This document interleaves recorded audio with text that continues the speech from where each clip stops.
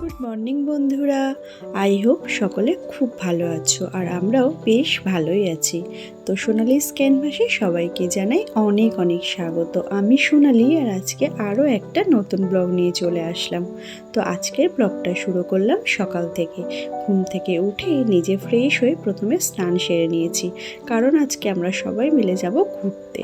কোথায় যাব সেটা তো অবশ্যই তোমাদের সাথে শেয়ার করব, তার জন্য স্কিপ না করে পুরো ব্লগটা দেখো। তো আমি তো ফ্রেশ হয়ে নিয়েছি আর এখন মাম্মামও ঘুম থেকে উঠে পড়েছে। তো এখন দেখো মাম্মামকে ফ্রেশ করিয়ে দিচ্ছি। অন্যান্য দিনের তুলনায় আজকের সকালটা ছিল আমাদের কাছে একটু অন্যরকম। আজকে সকাল থেকে ব্যস্ততাটা অনেকটাই বেশি ছিল। বুঝতেই পারছো, একটা জায়গাতে যাব, তার জন্য সমস্ত কিছু রেডি করে গুছিয়ে আবার নিজেদেরকে রেডি হয়ে বেরোতে হবে। আর আমাদের ট্রেন ছিল 12:55। ট্রেনটা ছিল কলকাতা স্টেশন থেকে।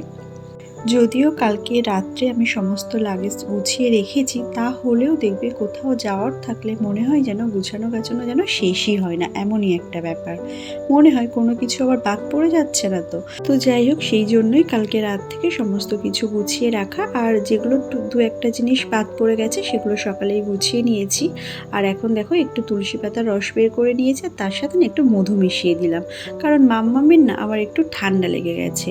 অ্যাকচুয়ালি না, কালকে মাম্মামদের স্কুলে স্বাধীনতা দিবস সেলিব্রেশন ছিল, তো সেখানেই তো মেয়েকে নিয়ে গেছিলাম। আর কালকে এত পরিমাণে গরম পড়েছিল, তো মাম্মাম না প্রচণ্ড ঘেমে গেছে। তো সেই জন্যই হয়তো একটু ঠান্ডা ঠান্ডা মতো লেগে গেছে। তার যেহেতু টিকিটটা অনেক আগে থেকেই করা, তো কি আর করা যাবে। এতদিন ভাবো ভালো ছিল, আর আজকে যাওয়ার দিন আজকেই মাম্মামের একটু ঠান্ডা লাগতেই হলো। হালকা হালকা না নাক দিয়ে জল আসছে, গাটাও হালকা হালকা গরম গরম মতো।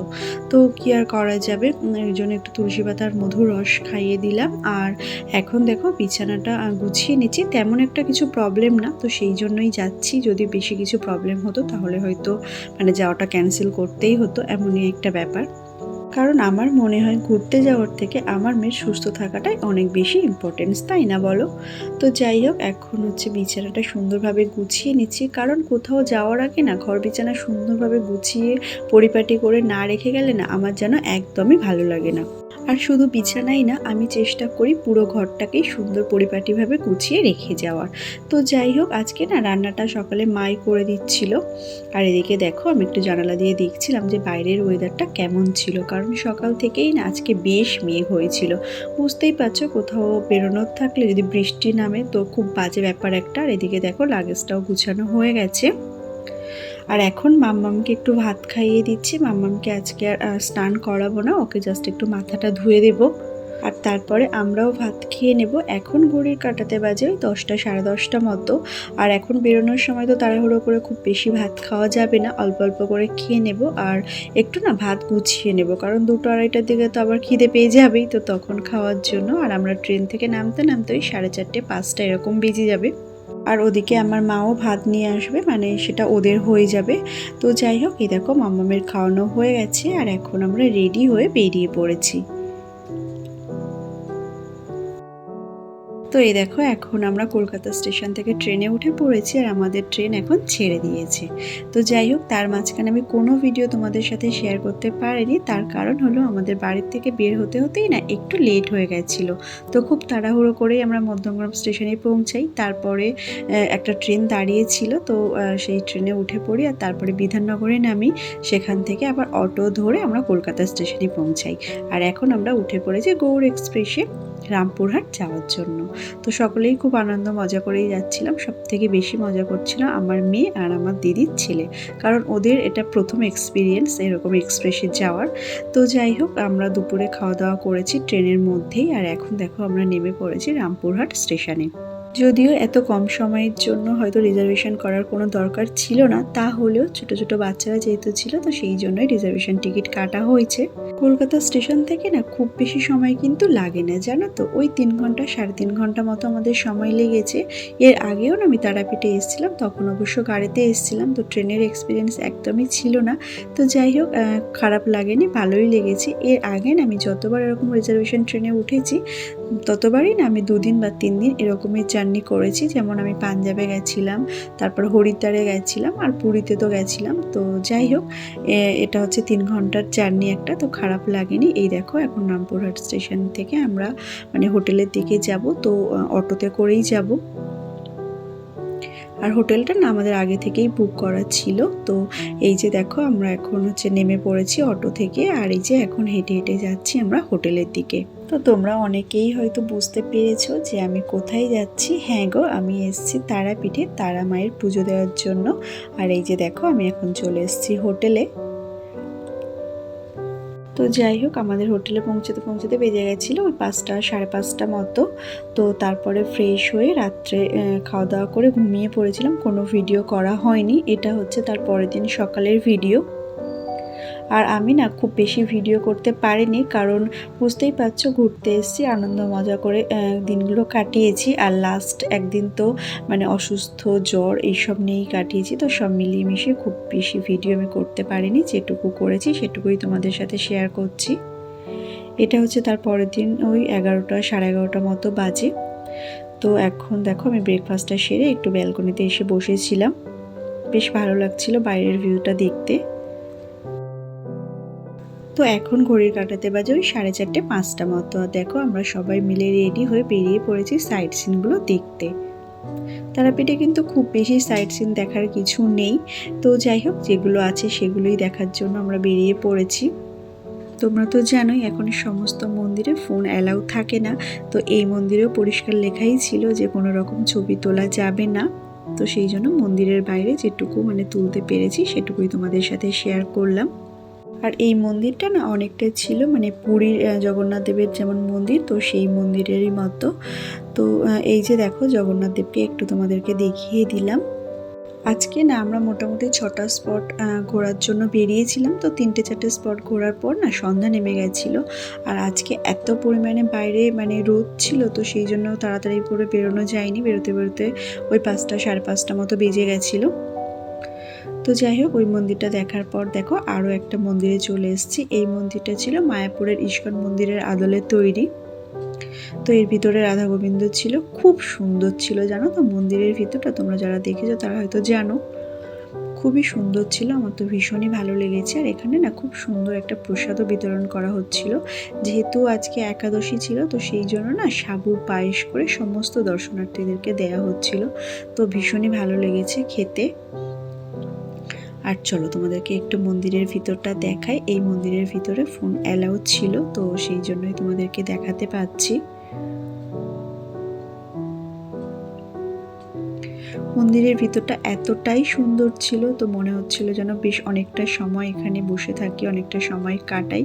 কিন্তু যেহেতু অনেকগুলো স্পট ঘুরতে হবে, তো সেই জন্য খুব বেশি সময় থাকতে পারছিলাম না। এদিকে দেখো রাধা গোবিন্দ ঝুলন হচ্ছিল, তো একটু দোল দিয়ে দিলাম। আর এখন হচ্ছে বেরিয়ে পড়ছি আবার অন্যান্য স্পটগুলো দেখার জন্য। তোমরা হয়তো অনেকে এই মন্দিরগুলো ঘুরেছো, আর যারা আসোনি তারা যদি তারাপীঠে কোনোদিন আসো তাহলে অবশ্যই এই মন্দিরগুলো একবার ঘুরে যেও, খুব ভালো লাগবে দেখবে এখানে আসলে। তারপরে আরও একটা আমরা মন্দির দেখেছিলাম, যে মন্দিরটা মানে জলের একদম মাঝখানে ছিল, জলের মধ্যেই ডুবেছিল। তো সেই মন্দিরটাও আমরা দেখেছি। তারপরে দেখো এখানে একটা মন্দিরে এসেছিলাম।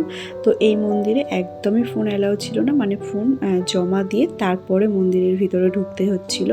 আর এই স্পটটার নাম ছিল না নিতাই বাড়ি, মানে নিতাইয়ের জন্মস্থান। তারপরে নিতাইয়ের যেখানে ষষ্ঠী পুজো হয়েছিল সেই বট গাছটাও এখনও রয়েছে। এরকম বেশ কিছু আছে। আর এটা হচ্ছে আরও একটা মন্দির, এটাও একটা গৌর নিতাইয়ের মন্দির। তো যাই হোক, আমি যতটা তুলতে পেরেছি তোমাদের সাথেও মানে শেয়ার করলাম। আমার সাথে সাথে তোমরাও একটু দেখে নাও। তো কালকে রুমে ফিরে খাওয়া দাওয়া করে ঘুমিয়ে পড়েছিলাম, তো সেই জন্য আর কোনো ভিডিও করিনি। আর এটা হলো তার পরের দিন সকাল। এখন ঘড়ির কাঁটাতে বাজে ওই 9টা 9:30 মতো। সকলে মিলে রেডি হয়ে বেরিয়ে পড়েছি। আজকে আমরা যাব বক্রেশ্বরে উষ্ণ প্রস্রবণ দেখার জন্য। তো আজকে মোটামুটি সারাদিনের প্রোগ্রাম আছে, তারপরে ওখান থেকে যাব শান্তিনিকেতন। আর আজকে যেহেতু স্যাটারডে, তো ওখানে সোনাঝুরির হাট বসবে, তো সেই জন্যই আজকে মানে বের হওয়া।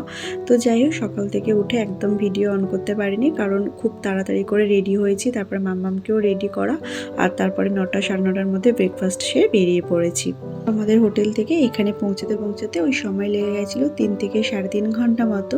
আর এই যে দেখো গরম জলের ঘাট, এটাই হচ্ছে উষ্ণ প্রস্রবণের জায়গা। তো চলো ভিতরে যাওয়া যাক। আজকে না বাইরে এত পরিমাণে গরম পড়েছে যে তোমাদের কি বলবো। তো এই যে দেখো ছাতা নিয়ে বেরিয়ে পড়েছি। প্রথমে না আমাদের মারুতি বুক করা হয়েছিল, কিন্তু দিদির ছেলে এদের একটু বমির টেন্ডেন্সি আছে, তো সেই জন্য আবার ওটা ক্যান্সেল করে এই যে অটোটা বুক করা হয়েছে। আর এই অটোটাতে আসতে গিয়ে না আমাদের প্রচুর জার্নি হয়ে গেছে। তো যাই হোক, এখন দেখো চলে এসেছি ভিতরে। এর আগে যখন আমি এসেছিলাম তখন এই স্পটটাতে আসা হয়নি, তো সেই জন্যই এবারে আসলাম। আর এখানে খাওয়া দাওয়া সেরে তারপরে আমরা চলে যাব আবার শান্তিনিকেতন। তো মা যাবে না, মা এর আগেও একবার এসেছিল, তো সেই জন্য মায়ের কাছে মেয়েকে আর দিদির ছেলেকে রেখে আমরা কয়েকজন মিলে যাচ্ছি। এখানে না 7টা এরকম উষ্ণ প্রস্রবণের ঘাট ছিল, তার মধ্যে একটা দুটো আমি তোমাদের সাথে শেয়ার করলাম। আর এখানে জল দেখো একদম টকবক করে ফুটছিল, আর একদম না গরম ধোঁয়া বের হচ্ছিল। আর জানো তো 51টা সতীপীঠের মধ্যে এটা কিন্তু একটা সতীপীঠ। এখানে কিন্তু মায়ের মানে কপালে যেখানে আমরা টিপ পড়ি সেই জায়গাটা কিন্তু এখানে পড়েছিল, আর সেখান থেকে এই সতীপীঠটা তৈরি হয়েছিল। আর এই দেখো এটাই হলো সেই মন্দির। তো মন্দিরের ভিতরে গিয়ে আমরা মানে পুজো দিলাম, তারপরে ওখানে আমরা খাওয়া দাওয়া করেছি। আর এখন দেখো চলে এসেছি শান্তিনিকেতনে। ওখান থেকে আবার শান্তিনিকেতনের ডিস্টেন্সও কিন্তু বেশ খানিকটা, মানে অটোতে হয়তো প্রায় 1-1.5 ঘন্টা মতো ছিলাম। তারপরে এখন চলে এসেছি শান্তিনিকেতনে। এখন ওই 4:30-5টা মতো বেজে গেছিলো, আর আকাশে না ভীষণই মেঘ হয়েছিল। তো এই যে দেখো এই নাচটা কার না ভালো লাগে বলো, খুব সুন্দর লাগছিল আমাদের দেখতে, আমরা দাঁড়িয়ে দাঁড়িয়ে দেখছিলাম। আর আজকে যেহেতু স্যাটারডে বললাম তোমাদের, সোনাঝুরির হাট বসেছিল, প্রচুর প্রচুর দোকান, মানে কি বলবো তোমাদের, তোমরা যারা এসছো তারা তো জানোই। তো আমরা অনেক কিছু কেনাকাটিও করলাম। কালকে যেহেতু সারা দিন জার্নি করেছি, তো ভীষণ কষ্ট হয়ে গেছিলো। আর সকাল থেকে না আমার দিদির ছেলে, আমার মেয়ে, আমরা সবাই খুব অসুস্থ হয়ে পড়েছিলাম, তো সেই জন্য আর কোনো ভিডিও শেয়ার করা হয়নি। আর এটা হলো তার পরের দিন সন্ধ্যাবেলা। যদিও কালকে আমার বর, আমার জামাইবাবু, আমার বাবা মা ওরা লাইনে দাঁড়িয়ে পুজো দিয়ে গেছে, আমরা লাইনে দাঁড়াইনি। আমরা আজকে এসেছিলাম মায়ের একটু দর্শন করতে। তো এই ছিল মোটামুটি আমার তারাপীঠ ভ্রমণ। আর চলো তোমাদের সাথে কয়েকটা ফটো শেয়ার করি। তো খুব বেশি ভিডিও করতে পারিনি, যেটুকু করেছি সেটুকুই তোমাদের সাথে শেয়ার করলাম। যদি ভালো লেগে থাকে আমার চ্যানেলটায় সাবস্ক্রাইব করে দিয়ে আমার পাশে থেকো, আর অবশ্যই কমেন্ট করে জানিও কেমন লাগলো। তো থ্যাঙ্কস ফর ওয়াচিং।